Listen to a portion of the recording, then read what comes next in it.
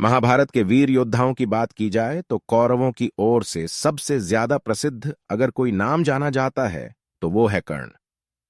महाबली कर्ण न सिर्फ एक पराक्रमी योद्धा थे, बल्कि एक ऐसा चरित्र जिससे हमें बहुत कुछ सीखने को भी मिलता है।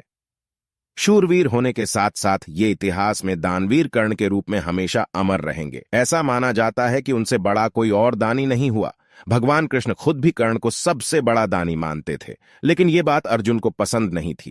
कर्ण की मृत्यु के समय भगवान कृष्ण उनकी परीक्षा लेने गए और कर्ण के व्यवहार से खुश होकर उसे वरदान भी दिया। आइए जानते हैं कर्ण से जुड़ी एक कथा और कौन से वरदान दिए श्री कृष्ण ने कर्ण को उनके अंतिम समय पर। युद्ध भूमि में जब कर्ण घायल होकर अपनी मृत्यु का इंतजार कर रहा था, उस समय अर्जुन ने भगवान कृष्ण से कहा कि आपका दानवीर कर्ण असहाय होकर मौत का इंतजार कर रहा है। इस पर श्री कृष्ण ने कहा कि कर्ण को उसकी वीरता और दानवीर होने के लिए हमेशा याद किया जाएगा। इस बात को सुनकर अर्जुन बोले कि वो सबसे बड़ा दानवीर कैसे हो सकता है। इस बात को साबित करने के लिए कृष्ण भगवान ब्राह्मण के भेष में पहुंचे और कर्ण को प्रणाम किया।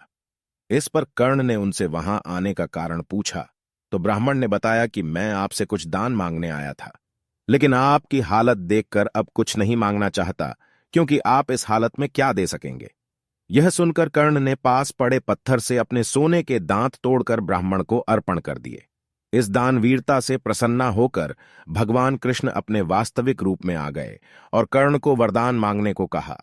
कर्ण ने वरदान रूप में अपने साथ हुए अन्याय को याद करते हुए भगवान कृष्ण के अगले जन्म में उसके वर्ग के लोगों के कल्याण करने को कहा। दूसरे वरदान रूप में भगवान कृष्ण का जन्म अपने राज्य लेने को मांगा और तीसरे वरदान के रूप में अपना अंतिम संस्कार ऐसा कोई करे जो पाप मुक्त हो। इसलिए कर्ण का अंतिम संस्कार श्री कृष्ण ने अपने हाथों से किया।